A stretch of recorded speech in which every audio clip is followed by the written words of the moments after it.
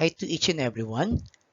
It is my honor and pleasure to present to you my research on the improvement of grade 11 CSS students of Santa Lucia Senior High School in school-based institutional assessment using game-based e-learning materials, school year 2019-2020. School-based institutional assessment is one of the best practices of Santa Lucia High School TBL track to assess students' competencies and prepare them to test the national assessment to become entry holders of their chosen field of specialization. Subject of the study are the grade 11 CSS students, school year 2019-2020. For 3 years of conducting school-based institutional assessments, most of them failed to identify the parts of the system unit perfectly without error, the reason for having a record of not yet competent or NYC. For this reason, the researcher developed a drag-and-drop game-based e-learning materials that will motivate and enhance the learners in an interactive way. These e-learning materials were submitted to SDO Pasig and recommended for students and teachers' use.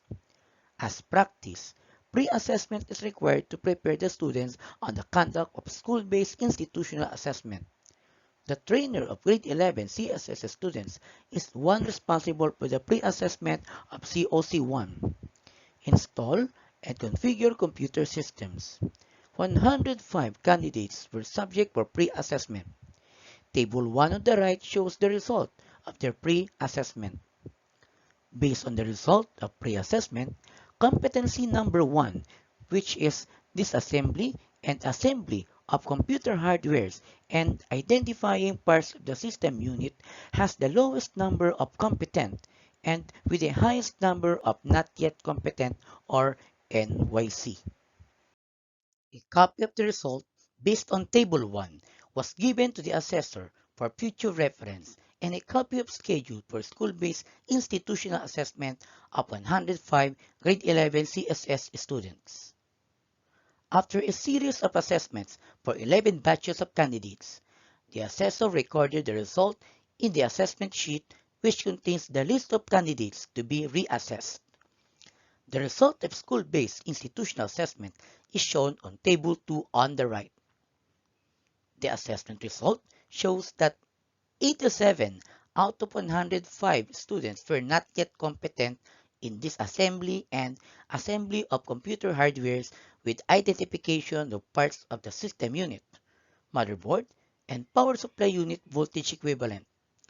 The 87 grade 11 CSS students who failed in competency number 1 were asked the question, what makes competency number 1 difficult for you?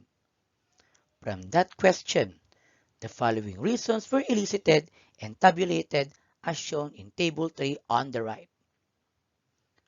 So the following reasons for not yet competent in competency number 1 are as follows. Poor memory. Nervousness during assessment. They focus on skills rather than memorizing the parts. No more extra system unit to practice on prior to the school-based institutional assessment. To address the following reasons, the researcher created a drag-and-drop game-based instructional e-learning materials using Adobe Captivate. The purpose of these materials is to simulate the parts of the system unit in response to a limited number of system units in school. The researcher, with the help of mathematics teacher Ms. Edita Reyes, witnessed the pilot implementation to 10 grade 11 CSS students. After using the materials, they were given the actual system unit, motherboard, and power supply unit and identify its parts. A short interview was conducted after perfectly identified the parts of the system unit. How do you feel about the games? How are these e-learning materials affect your preparation for reassessment? The following responses were elicited. 1. They were challenged with the games. 2. They had fun of repeating the games. 3. The games provided them self-confidence. 4. The games motivated them to face the reassessment. And 5. The students found it easy to recall and identify the parts of the system unit without memorization. The comparative results of before and after using the game-based e-learning materials are shown below.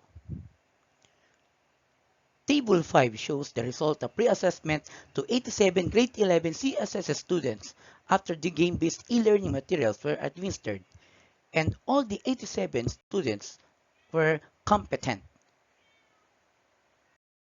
The process starts with the pre-assessment for a period of time given by their teacher trainer in CSS. The duration depends on the number of students enrolled. The teacher trainer will prepare a list of students to the teacher assessor for the scheduling of school-based institutional assessment.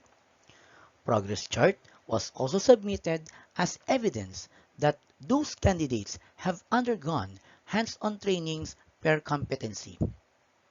If the schedule is done, it will be submitted to the school head, including the letter of intent to conduct a school-based institutional assessment and excuse letters for the subject teachers concerned. After all the documents are signed, these are now ready for posting at the designated bulletin board where the students confirm their time, date, and place of assessment. A self-assessment guide or SUG is filled up by the students prior to their assessment. Orientation was delivered before the start of school-based institutional assessment. For the conduct of this study, 105 grade 11 CSS students were the subject. 10 students or candidate per batch were allowed to take their assessment in COC1 for 2.5 straight hours. The competencies, which are tabulated in tables 1, 2, and 4.